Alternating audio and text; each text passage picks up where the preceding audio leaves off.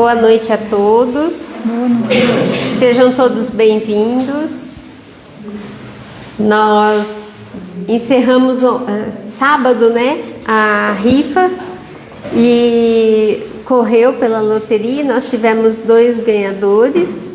A primeira saiu para o Ricardo, daqui de Pirassununga, e o segundo para o James Fonseca, amigo nosso, de longe, Mas ele disse que vem de ônibus e vai voltar pedalando. A gente gostaria muito de agradecer a todos que têm contribuído conosco. A reforma foi assim uma decisão e a gente sabe que tudo depende financeiramente, Então nós vamos voltar a fazer novas campanhas aí para suprir a finalização da obra, tá bom? Gratidão a todos. Para iniciarmos nossa noite, vamos ler uma página do Fonte Viva de Emmanuel através de Chico. Devagar, mas sempre.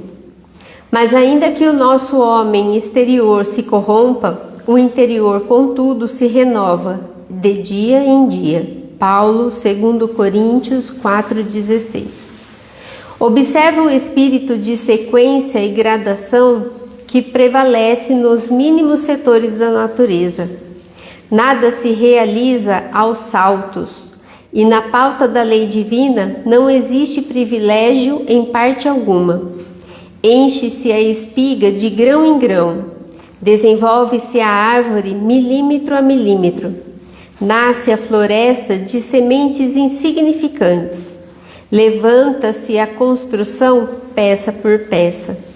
Começa o tecido nos fios. As mais famosas páginas foram produzidas letra a letra. A cidade mais rica é edificada palmo a palmo. As maiores fortunas de ouro e pedras foram extraídas do solo, fragmento a fragmento. A estrada mais longa é pavimentada, metro a metro. O grande rio que se despeja no mar é conjunto de filetes líquidos.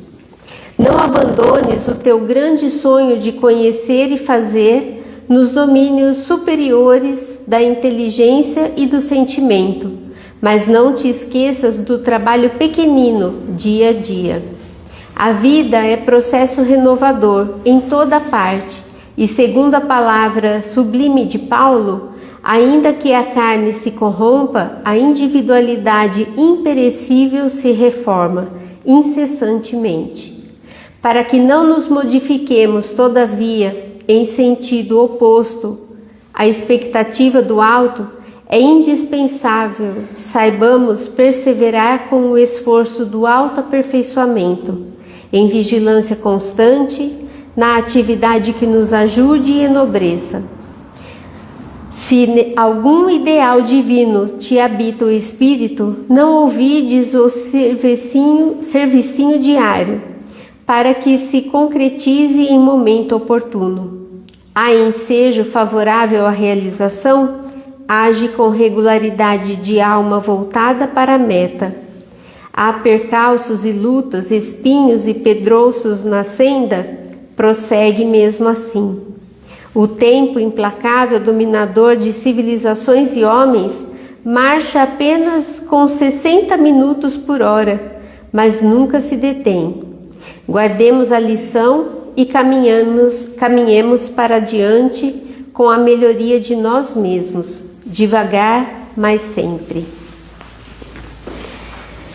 Importante, Vamos, meus irmãos, serenando os nossos pensamentos, os nossos sentimentos, deixando a agitação do dia para depois. Vamos sentindo o amor, a presença do Cristo, os nossos amigos espirituais que aqui se encontram. Que possamos, nesta noite, refletir sobre o Evangelho, de palavra em palavra, sentir o amor, a paz transmitida por Jesus. Agradecemos a Deus, nosso Pai de infinita bondade e justiça, pela oportunidade de estarmos aqui encarnados, no propósito de estudar, de aprender, de nos aprimorarmos. E a Jesus, nosso Mestre, a oportunidade de estarmos nesta casa abençoada, cristã, que renova os nossos sentimentos de amor e fraternidade dia a dia. Que assim seja. Cecília, vamos lá. Boa noite a todos.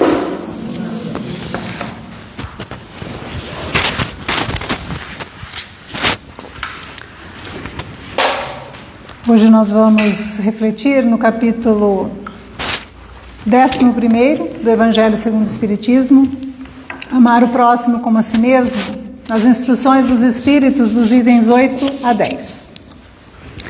A lei de amor. São 3 mensagens trazidas por Lázaro, Fênelon e Samson. A lei de amor como único caminho de progresso, de evolução e de felicidade para todos nós.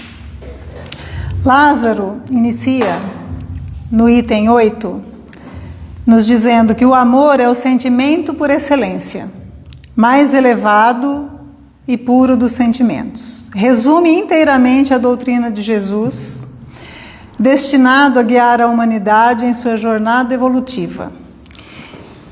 Ele nos diz que no princípio são os instintos que nos governam, depois, mais adiantados e corrompidos, temos sensações, e mais evoluídos e purificados, nós temos sentimentos. O amor é a base de tudo.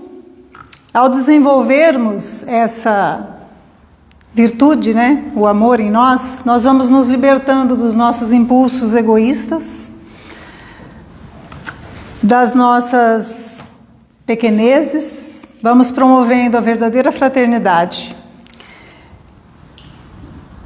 Não o amor no sentido vulgar, que quando a gente pensa no amor, é como... Você está aí? Como...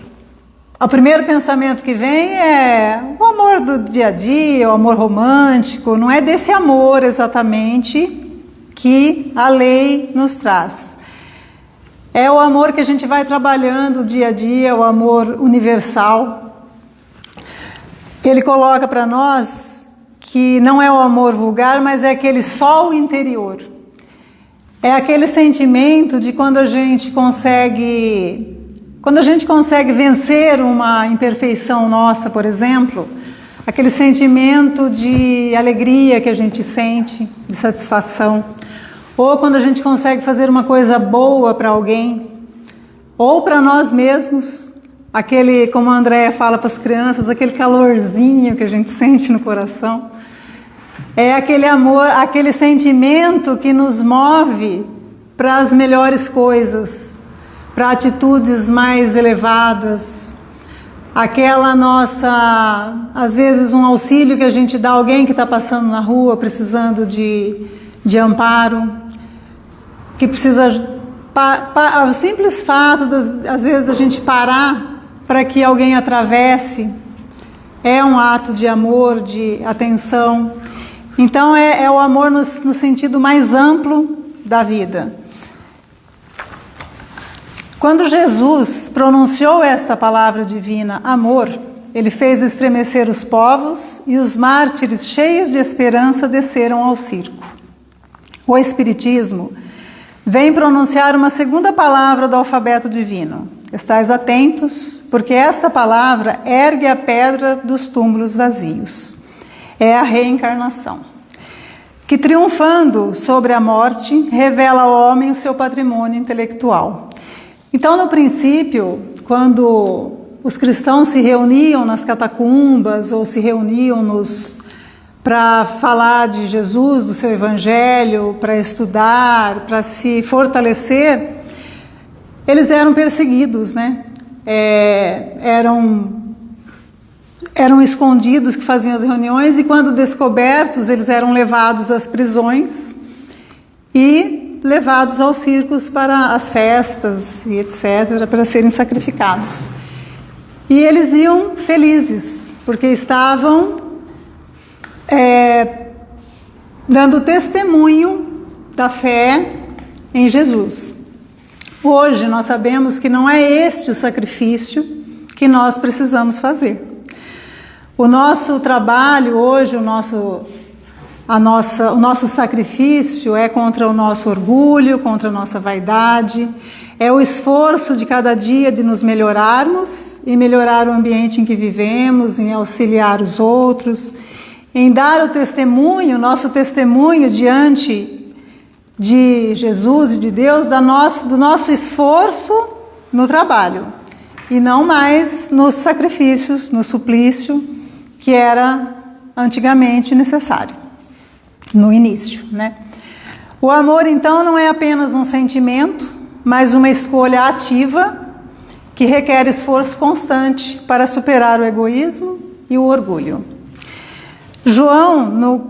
Em 1 João, capítulo 3, versículo 18, ele diz: não amemos de palavra, nem de língua, mas por obras e em verdade. Então, o que nós precisamos é do esforço, em tudo. Em tudo nós precisamos do esforço. E como na mensagem que a Andréia leu, né, não é de um dia para o outro que a gente consegue exercitar a nossa melhora, a nossa evolução. É devagar, passo a passo. Como tudo na natureza, é lento e constante. Então, a gente precisa estar sempre vigilante nas nossas atitudes, para conosco mesmo, para com os outros, sabendo que se eu tenho uma imperfeição, se eu sou muito egoísta, se eu sou muito orgulhoso, e eu tenho consciência disso e sei que preciso mudar, eu não vou acordar amanhã cedo e não sou mais orgulhosa, não sou mais egoísta, porque não é assim que funciona. Eu preciso do esforço, da vigilância, do trabalho, de exercitar essa decisão nos dias, todos os dias, para que eu adquira realmente, vá diminuindo a minha imperfeição e adquirindo a virtude. Fenelon nos diz no item 9 que o amor é de essência divina e desde o primeiro até o último possuís no fundo do coração a chama deste fogo sagrado. Aqui ele vem nos dizendo que todos nós, todas as pessoas, todos os seres têm em si, ainda que adormecido, a chama, a semente, a centelha do amor. Então, nós muitas vezes pensamos e achamos que aquela pessoa que está envolvida no crime, que está tendo atitudes perversas, que ela é totalmente má. Ninguém é totalmente mau. Vai depender de cada um o tempo que vai demorar para despertar essa semente que tem em si. Mas todos nós temos essa essência divina. Não existe aonde o amor não esteja. Não existe aonde Deus não esteja. E ele continua nos dizendo, que tem um mosquito, que há pessoas a quem a prova da reencarnação causa repugnância, porque ela não quer compartilhar, não quer que ninguém compartilhe das suas afeições, do seu meio, da sua família, daqueles que ela ama. E que isso é uma prova de muito egoísmo. Ele diz: pobres irmãos, a vossa afeição que vos torna egoístas, vosso amor restrito a um círculo íntimo de parentes ou amigos, e todos os demais vos são indiferentes. Nós sabemos que a nossa primeira escola, o nosso primeiro hospital é o nosso lar. São os nossos mais próximos. É ali, naquele círculo a princípio restrito que nós exercitamos as nossas maiores dificuldades ali, que nós precisamos vencer os desafios com a compreensão, com o entendimento, auxiliando-nos mutuamente para que a gente possa ir se melhorando juntos através do exercício diário, da compreensão, do entendimento, do amor, dos exemplos. Mas nós sabemos também que a gente precisa ampliar esse leque de sentimentos, de convivências. Primeiro o nosso lar, mas a gente vai expandindo no trabalho, nas amizades e tudo mais. E existem pessoas que não admitem isso, porque através da reencarnação, então eu vou voltar em outra família, os meus filhos podem voltar em outra família, eu não vou ser privada desse sentimento. E nós sabemos que com a reencarnação, com o nosso entendimento, com a nossa consciência dessa lei que Deus colocou para nós, nós sabemos que nenhum sentimento se perde. Pelo contrário, a gente vai aumentando os nossos laços, alargando os nossos amigos, os nossos amores, a gente não perde sentimento nenhum, nenhuma aquisição, que é o que a gente leva conosco, é tudo aquilo que a gente conquista enquanto aprendizado, boas ações, bons sentimentos. Então nós não precisamos ter esse tipo de sentimento, nós precisamos exercitar, ampliar os nossos laços afetivos. E Fenelon nos diz que para praticar a lei de amor como Deus a entende, é preciso que chegueis a amar progressivamente todos os vossos irmãos indistintamente.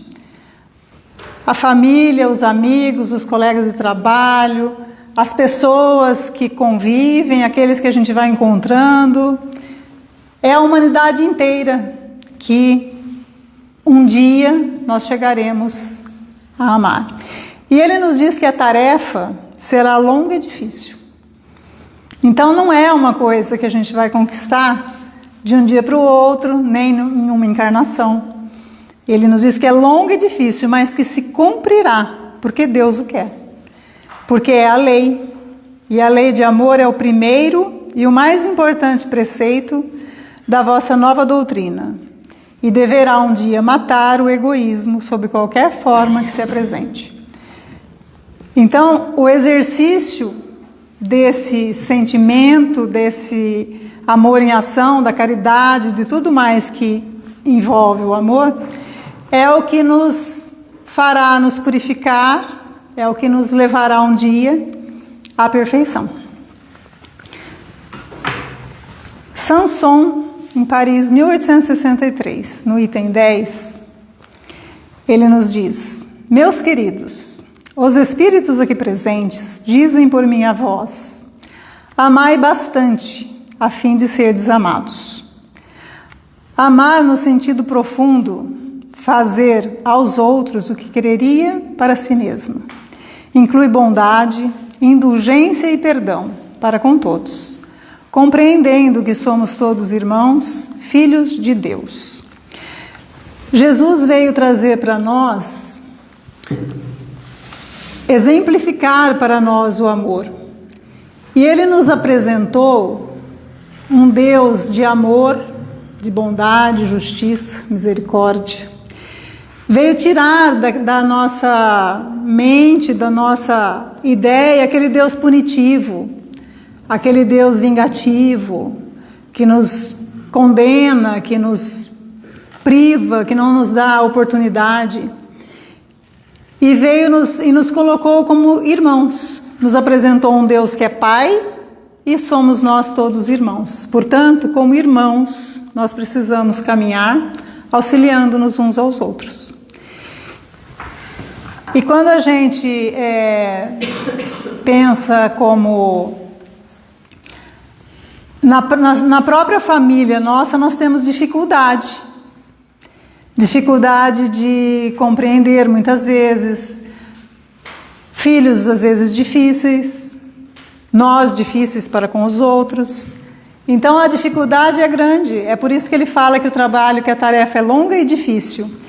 E ele fala que atrás, ainda na mensagem de Fenelon, ele fala que a prática é difícil, mas que a alma dela tira um bem imenso. Amai-vos e vereis bem cedo a terra transformada. Então, através do amor, é o único caminho que nos permite a evolução, que nos permite seguir com acerto. E Jesus nos ensinou: amai o vosso próximo como a vós mesmos. E qual é o limite do próximo? Não tem limite. Todos nós, um dia amaremos uns aos outros. Seremos uma só família, um só povo. Mas, como ele diz, a tarefa é longa e difícil. João, no capítulo 14, versículo 15, ele registrou, a fala de Jesus: se me amardes, guardareis os meus mandamentos. E a gente precisa ter a noção do sentido de guardar os mandamentos. Guardar os mandamentos não é a gente ter na mente registrado, saber decorar os mandamentos.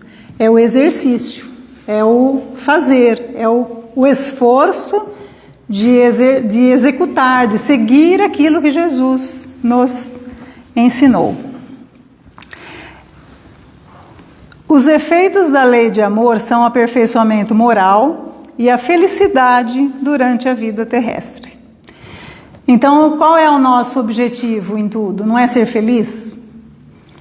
A gente pode ser feliz aqui, ainda encarnados, ainda nessa jornada. A felicidade relativa que a gente pode ter, mas nós podemos ser felizes ainda aqui, se nós nos esforçarmos para seguir os mandamentos do amor. Não façais aos outros o que não gostaria que vos fosse feito. Pelo contrário, fazei-lhes conforme gostaria todo o bem que podeis. Não creais na esterilidade e no endurecimento do coração humano. Ele cede, a seu mau grado, ao amor verdadeiro. É um imã irresistível. Então não existe mal que dure para sempre. Não existe aquela pessoa que está ainda presa no primitivismo, na maldade, praticando crimes, que um dia não vai despertar. Então todos nós, todos indistintamente vão despertar para esse sentimento, para agir desta maneira, que é um imã irresistível. E ele diz que a terra será então purificada por este fogo sagrado, que é o amor, e verá praticar a caridade, a humildade, a paciência, o devotamento, a abnegação, o sacrifício, virtudes todas filhas do amor. E João Evangelista, já no final da sua vida, quando já estava enfermo, já não podia mais fazer suas pregações, ele não se cansava de repetir essas palavras: meus filhinhos, amai-vos uns aos outros. E conta-se que em uma dessas, eles sempre se reuniam pessoas para ouvi-lo, e ele sempre repetia esse ensinamento. E um dia um jovem contestou, falou: mas Senhor, toda vez que a gente pede uma orientação, pede para o Senhor nos dar um conselho, o Senhor fala a mesma coisa. E ele respondeu: é porque ainda nós não aprendemos. Quando a gente tiver já aprendido, a gente muda o ensinamento. Então, esse ensinamento vos dou, meus filhinhos, amai-vos uns aos outros. Então, assim, a gente ainda não aprendeu. A gente precisa das repetições, a gente precisa... O Evangelho, a gente sempre diz que não é uma novidade. A gente não vem aqui falar uma coisa nova. A gente vem repetir aquilo que vem sendo falado há 2000 anos, mais, para que a gente vá lentamente colocando na nossa mente, no nosso coração, para que desenvolvendo, compreendendo, a gente vá colocando em prática, devagar, lentamente, mas com esforço e perseverança. E para a gente, às vezes nós ficamos em dúvida, né, de como que a gente vai praticar essa lei com pessoas difíceis, né, com pessoas equivocadas. Jesus nos ensina que é preciso amar ao próximo como a si mesmo. E como desenvolver esse amor a nós mesmos, esse entendimento e praticar essa lei sem egoísmo. Amar a si mesmo não é praticar o egocentrismo, os excessos, é se respeitar, é compreender que somos todos filhos de Deus, somos todos irmãos, filhos de Deus. Para a gente compreender isso, como fazer isso, é o conhece-te a ti mesmo. Lá da questão 919 do Livro dos Espíritos, que Santo Agostinho tem um roteiro lá fantástico para a gente fazer. É nos conhecer as nossas imperfeições, porque se nós não acharmos que temos defeitos, imperfeições a ser corrigidas, nós não vamos agir, nós não vamos nos esforçar. Então nós precisamos fazer a nossa autoanálise, porque quando a gente estuda, quando a gente aprende, ou pensa que aprendeu, a gente vai saber se aprendeu quando as dificuldades aparecem na nossa vida. Recentemente aí nós passamos por uma questão lá no escritório, que houve uma injustiça, uma falta de caráter da pessoa e tal. E eu, estudando a lei do amor, fiquei revoltadíssima, fiquei indignada, fiquei falando, mas eu precisava falar para alguém, não fiquei falando para os outros, falei para as meninas, elas ficaram ouvindo, né, eu reclamar. Mas assim, até a gente precisa, não adianta eu fingir que não aconteceu nada. Eu estou sentindo indignação, então eu tenho que expressar. Lógico que eu não vou agredir ninguém, não vou me indispor com ninguém, mas é admitir que eu estou sentindo aquilo. Então eu não posso ver o erro? Não, eu posso ver o erro. Amar não significa que a gente vai concordar com tudo que está equivocado. Não é isso.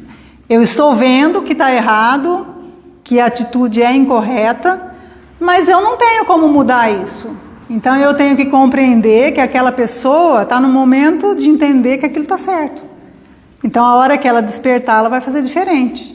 E nesse momento, não adianta eu ficar brava, eu ficar irritada. Eu vi que está errado, mas eu tenho que me esforçar para entender que o outro ainda está no momento dele, mas que ele vai melhorar também. No livro Apostilas da Vida, André Luiz tem uma mensagem por título Tudo é Amor. Essa mensagem ela tem 30 itens, mas não vou ler os 30 não, tá, gente? Ele inicia, os primeiros 18 itens é o amor positivo, né? E depois ele vem nos falando do amor adoecido. Então ele inicia falando, observa, amigo, em como do amor tudo provém, e no amor tudo se resume. E aí ele nos fala que a vida é o amor existencial, a religião é o amor que busca Deus, a caridade é o amor que auxilia, o sacrifício, o amor que se esforça, o trabalho é o amor que constrói. E aí no item 19, ele começa dizendo que a indiferença é o amor que se esconde, o ciúme, o amor que se desvaria, o orgulho, o amor que enlouquece. No item 27, ele nos diz, finalmente o ódio, que julga ser antítese do amor, não é senão o próprio amor que adoeceu gravemente. Então, às vezes, a gente vê pessoas que dizem, por exemplo, quando termina um relacionamento, que odeia a outra pessoa. Às vezes a pessoa viveu 30 anos com a pessoa, diz que amava, até ontem, até um ano atrás amava, então agora como que ela odeia? Ela está magoada, ela está ofendida, ela está adoecida. Uma amizade que se acaba ou que se balança aí por alguma coisa, a gente muitas vezes não tem o que fazer naquela questão de efetivamente, mas a gente não tem que vibrar negativamente, que ficar criticando, condenando, e muitas vezes a gente faz isso. Então a gente pega uma vida inteira, se viveu 20, 10, 15 anos com a pessoa, é porque existe sentimento.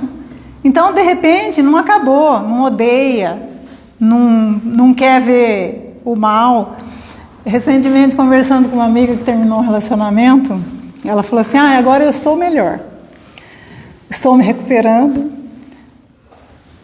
Ele acho que está com outra pessoa, eu quero que ele seja feliz. Aí ela parou e falou assim, mentira, eu ainda não quero que ele seja feliz. Mas eu vou conseguir, mas eu ainda não quero.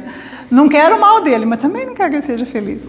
Então, assim, é admitir as nossas fraquezas, é saber que é uma deficiência, que nós estamos ali com o sentimento adoecido e que a gente precisa, no esforço, nos bons pensamentos, ir transformando aquela situação. E aí ele nos diz, não deixe de amar nobremente.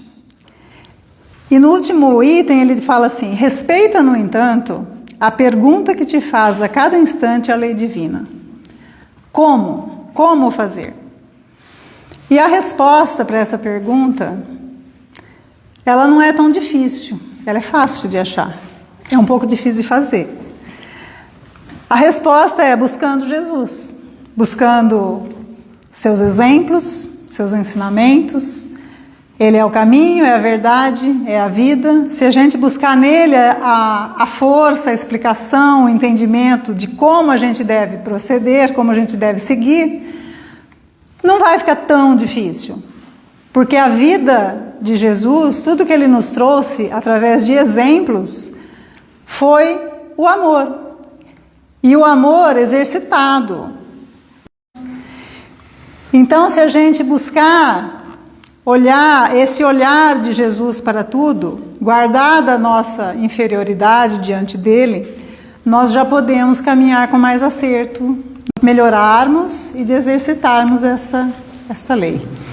Então, trazermos para nós o amor como verdadeiro, o amor verdadeiro não se limita a palavras, ou sentimentos, se manifesta nos atos de benevolência, de auxílio, de caridade como expressão do amor em ação. O amor é a lei divina, e Deus, com a sua bondade, colocou a lei na nossa consciência e dá-nos quantas chances nos forem necessárias para que a gente aprenda através das reencarnações. E se a gente for mais atento, a gente sofre menos. Se a gente for mais rebelde, nós vamos ter chances, oportunidades, mas vai ser mais difícil. A cada ano que a gente repete na escola ou na faculdade, não fica mais difícil, mais penoso? Na vida é a mesma coisa. Então Jesus nos convida a amar não apenas os que nos são queridos, não apenas a nossa família, mas a todos indistintamente, inclusive aos nossos inimigos. E a gente buscar então compreender e perdoar sem julgar. Às vezes um simples gesto de gentileza pode ser a sementinha que precisa para brotar ali um sentimento mais elevado. Então vamos cultivar a paciência e a indulgência, lembrando que cada pessoa enfrenta suas próprias lutas. Assim como nós sempre nos colocamos, se eu estou me esforçando para ser melhor, por que o outro também, eu não entendo que o outro também está? Só porque ele não faz aquilo que eu estou fazendo, ou que eu acho que ele deveria fazer, ele está no esforço dele, naquilo que ele pode, naquilo que ele consegue, Tem uma pesquisa que foi feita com crianças de 4 a 8 anos, para essas crianças definirem o que é o amor. E eu trouxe alguns itens que eu achei muito interessante. Billy, de 4 anos, ele diz que amor é quando alguém te ama, a forma de falar o seu nome é diferente. Aí eu fiquei pensando, imagina Jesus chamando a gente pelo nome. Como que seria? A gente está diante de Jesus, ele chamando a gente pelo nome. Bob, de 5 anos. Amor é o que está com a gente no Natal, quando você para de abrir os presentes e o escuta. Samantha, de 7 anos. Amor é quando você fala para alguém alguma coisa ruim sobre você e tem medo que ela não te ame mais por causa disso. Aí você descobre que ela continua te amando e até te ama mais ainda. Nica, de 6 anos. Se você quer aprender a amar melhor, você deve começar com um amigo que você não gosta. E o Max, de 5 anos, falou que Deus poderia ter dito palavras mágicas para os pregos caírem do crucifixo, mas ele não disse. Isso é amor. E para a gente encerrar, eu vou ler uma mensagem do livro, só um pedacinho, tá? Do livro Pensamento e Vida. Onde que eu pus meu óculos, gente? Ah, tá aqui. Que agora sem óculos eu não leio. Escrito por Chico Xavier através do Espírito Emmanuel. A mensagem número 30, que é por título O Amor. É amor, não tem o. E aí ele nos fala do amor, né? Que é o amor puro, é o reflexo do Criador. Brilha em tudo, surge sublime no equilíbrio dos mundos, é o plasma divino com que Deus envolve tudo, é o hálito de Deus, é a silenciosa esperança do céu. O amor é bênção. O verme é amado pelo Senhor tanto quanto o anjo. O amor, repetimos, é o reflexo de Deus, nosso Pai, que a ninguém violenta. E aí, nos 3 últimos parágrafos, eu vou ler para nós. Herdeiros dele que somos, do amor, raios de sua inteligência infinita, e sendo ele mesmo o amor eterno de toda a criação, em tudo e em toda parte, é da legislação por ele estatuída que cada espírito reflita livremente aquilo que mais ame, transformando-se aqui e ali, na luz ou na treva, na alegria ou na dor, a que empenhe o coração. Eis porque Jesus, o modelo divino, enviado por ele à terra para clarear-nos a senda, em cada passo do seu ministério, tomou o amor ao Pai por inspiração de toda a vida, amando sem a preocupação de ser amado e auxiliando sem qualquer ideia de recompensa, descendo à esfera dos homens por amor, humilhando-se por amor, ajudando e sofrendo por amor, passa no mundo de sentimento erguido ao Pai excelso, refletindo-lhe a vontade sábia e misericordiosa. E para que a vida e o pensamento de todos nós lhe retratem as pegadas de luz, legou-nos, em nome de Deus, a sua fórmula inesquecível. Amai-vos uns aos outros, como eu vos amei. Que Jesus nos abençoe e que nós possamos desenvolver em nós essa capacidade de amar, no esforço de cada dia, um pouquinho de cada vez, hoje e sempre.